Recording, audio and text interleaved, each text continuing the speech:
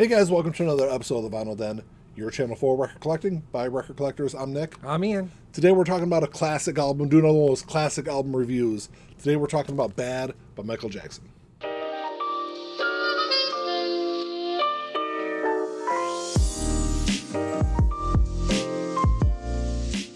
There's a bunch of links down below. You got links for the Vinyl Den Facebook group, for the merch page, for the Spotify and Apple Music playlist that I put together every week, and the Patreon page. So make sure you check all that out. Like always, if you enjoyed the episode, make sure you give me a thumbs up, hit that subscribe button down below, and make sure you hit that notification bell so you're notified every time I release new episodes. So Bad is Michael Jackson's 7th studio album. It was released on August 31st, 1987, and it was a gigantic album when it was released. I had just turned 8 when this album came out, and it was literally everywhere. The video was everywhere, because I think the video for Bad came out first, or it was like right around the same time the album came out. And it was like, I remember you turn on MTV, and it was like every hour on the hour that video was being played. Yeah, and they had two different versions. There was the shortened version, but there was the long form version that was kind of like what they did with Thriller. Yeah. So they had the longer story arc version that came out. That was the first release, Yeah. I think. I will say real quick, this doesn't really have anything to do with the album, but the cool thing is about Michael Jackson, when Weird Al Yankovic went and did Fat, Michael Jackson actually let him use the same stage that they used for Bad. I was just gonna say I like the original version of Bad better, and Even Worse by Weird Al. Yeah. That's my favorite version of this. But this album was really interesting because it was very different than Thriller. And it still had that like same high energy, the same stuff, a lot of the same stuff that was on Thriller. Those same kind of songs were on Bad. And I remember at the time thinking that there for a while I actually liked Bad more than I liked Thriller. Because Thriller there was some like the poppiness. There was a couple tracks on Thriller I wasn't a big fan of. And I always thought Bad was one of those 10 out of 10 albums. And then, I know you're shaking your head no, because even back then I loved Bad. I had it on cassette and I played the crap out of it, but I always thought Thriller was a better album. I still do. Yeah. Well, that's what I was gonna say is like, and now, 30 plus years later, going back and listening to this album, I don't really feel the same way about it. And to be fair, my views are kind of gone in the same direction, but to a much more extreme. I listened to it for this review, and I haven't listened to it in probably 25, 30 years. Yeah.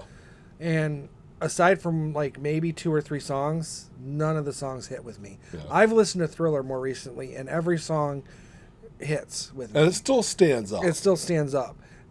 This one, I mean, even the hits, some of them, like when I was young, I loved Dirty Diana. Didn't really understand it. I was 9. Yeah. But, I love that song.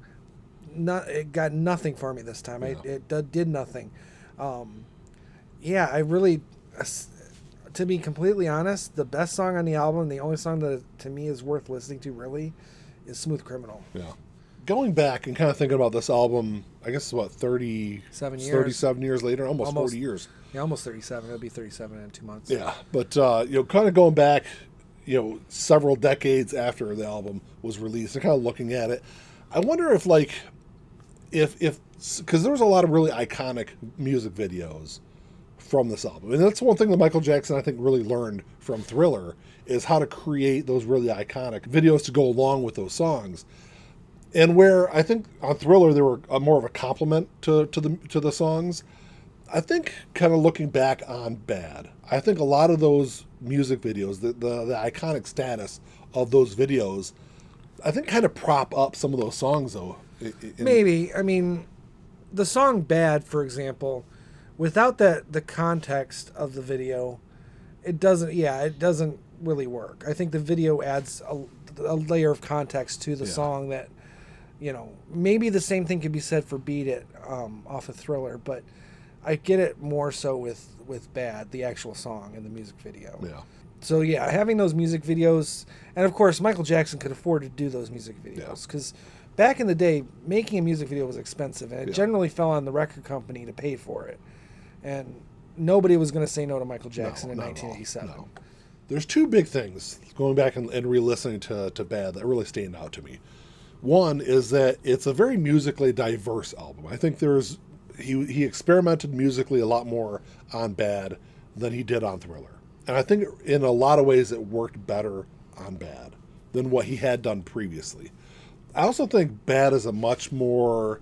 There's darker elements, I think, on Bad. I think there's also very personal elements to Bad also that necessarily wasn't there on earlier albums. I think a lot of that kind of works. I definitely agree. Upon re-listening to it, you can see, but again, it could be hindsight too.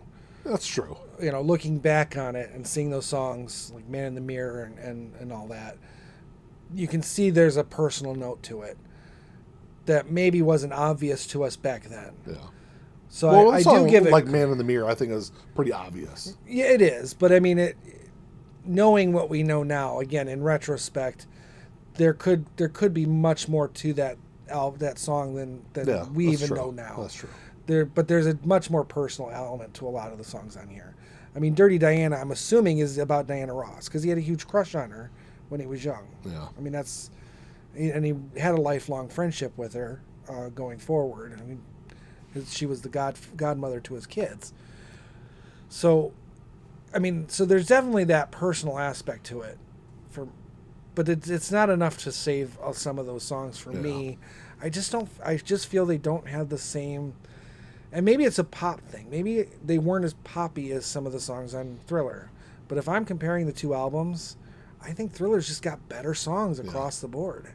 According to Quincy Jones, the theme of Dirty Diana had more to do with like groupies, but there were always those Diana Ross comparisons that were thrown out there.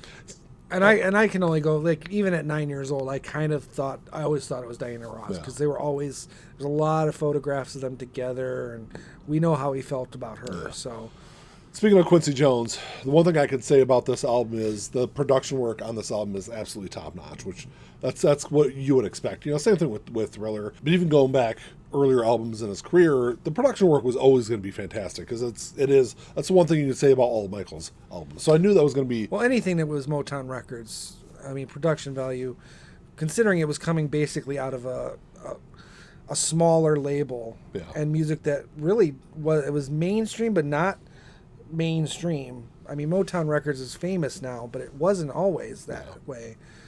I think it's acts like Diana Ross, like Michael Jackson, like Stevie Wonder that made it what it is. But back then, you wouldn't have expected that level of production that we got with a lot of those artists.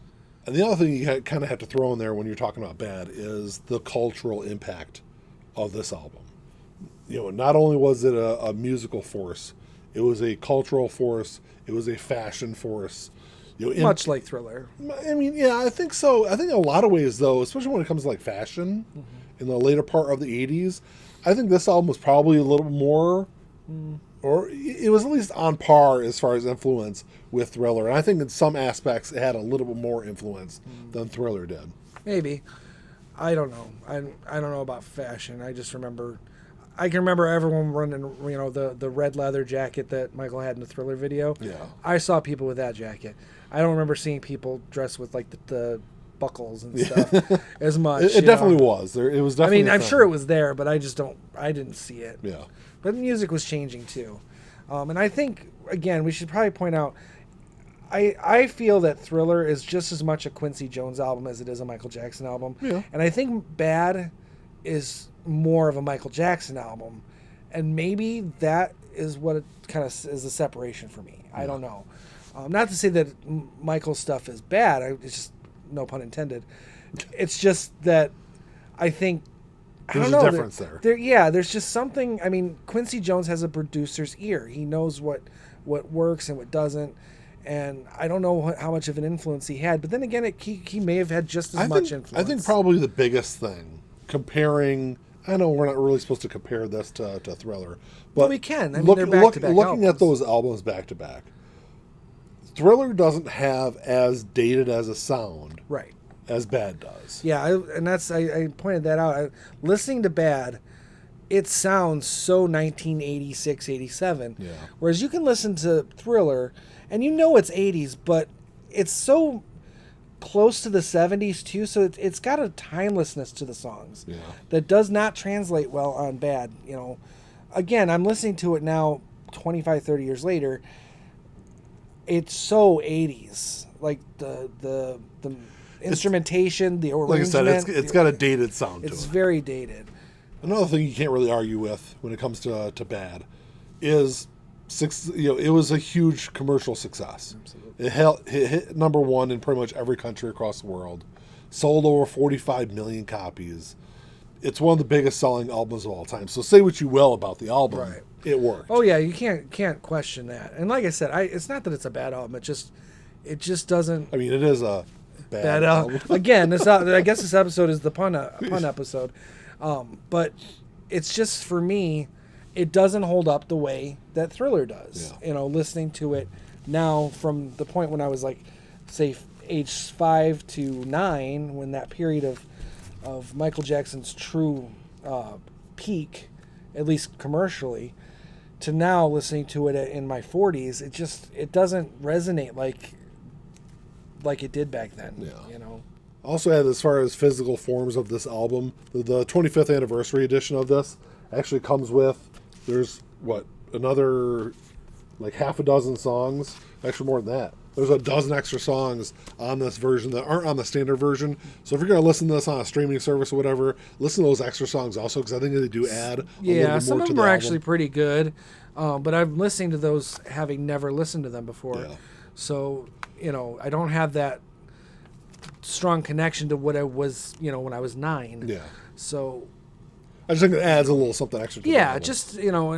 just like any other time there's unreleased material that they put on an album or as bonus material, and you can see, some of when you're listening to it, you're like, oh, I get why they left that off, or sometimes you think, why didn't they put that on? That's a song like Al Capone, I think, is a song that probably should have been on the album. It stood out to me. It's just kind of a good, catchy song, and I feel like it. There's a couple songs that are on the album proper that you could have just kicked off and put that one on. And then hell, he could have done a really good music video for that. Yeah. This is around the time that Janet Jackson did that Cab Calloway. I forgot the name of the song, where she had Cab Calloway in the song, and that was very kind of gangstery, and you could have done something like that. All right, so looking back on the album, if you had to give this a score 1 to 10, how would you rate this album? Well, I should point out that if you'd asked me that at 9, I would have scored it at like an 8.5 or 9. Yeah.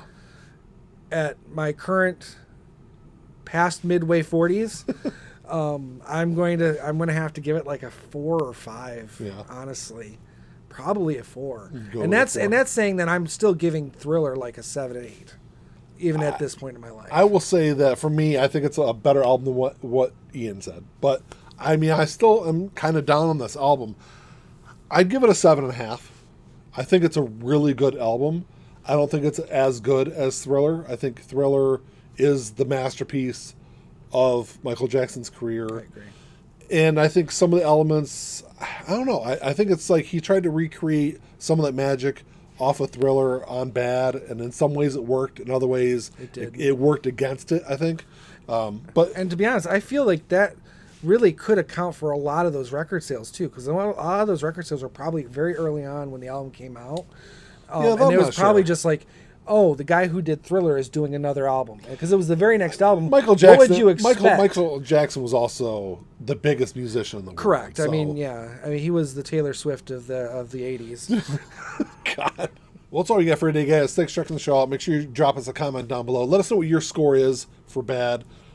Do you side, with me a little bit? You think it's a pretty good album, maybe a little better, or do you side with Ian and I guess I should point out, when I say 4 or 5, it's probably a 5, which just isn't a bad. It's not saying it's a terrible album. I'm saying it's just an average album. Yeah. But an average album from an above average performer, to me, says a little bit more about it.